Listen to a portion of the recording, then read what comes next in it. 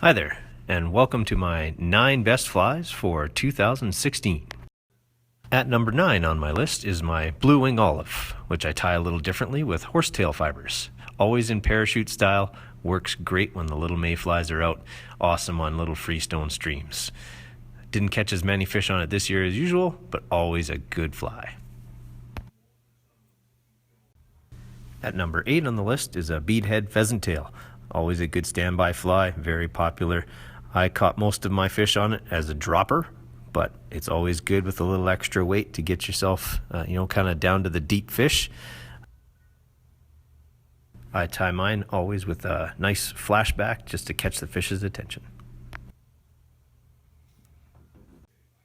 This one's on everybody's list.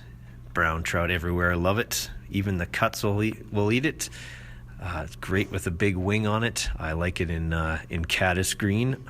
Surprise, surprise. But this year I also got a bunch of fish on kind of a neutral tan color. And if you tie it big enough, you can suspend pretty good droppers underneath.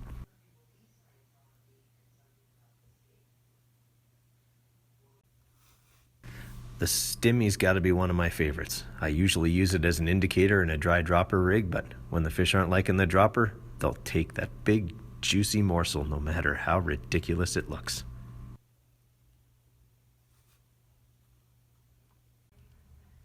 The zebra midge is the greatest dropper ever. Tie it heavy, tie it light, glass bead, tungsten bead, just tie it small. They're everywhere. The fish eat them all the time.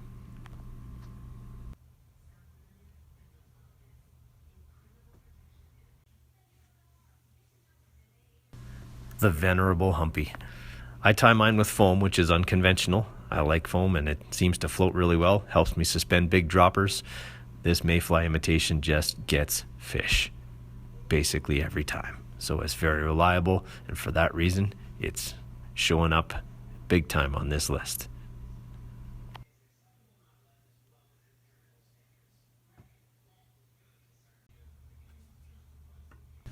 Making the podium at number 3 is the hot wire Prince Nymph. It's partly copper john, it's partly Prince Nymph.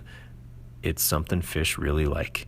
You can catch a lot of whitefish on it, and trout love it too. I even catch bull trout on these things. It's crazy, but it's a great fly with some soft hackle tied around the collar.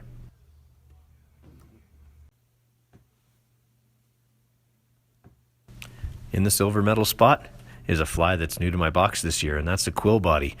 Started tying them up, and man, it's almost completely replaced my blue wing olive patterns. I tie it parachute, tie it traditional.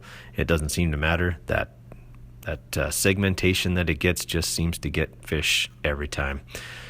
Great fly, a little tricky to tie until you get used to using the peacock quills, but it's awesome.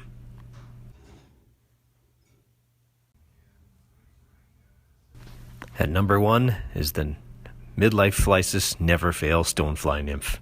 Just something I toyed with this summer, and now I've tied up a ton of them. The one you see in this video is actually tied to be a dropper, so it's not weighted with a glass bead. But I have a ton in my box that are tied weighted, heavy with lead wraps and tungsten beads, so that they sink deep and get the fish hanging out on the bottom. It is dynamite as a stonefly imitation.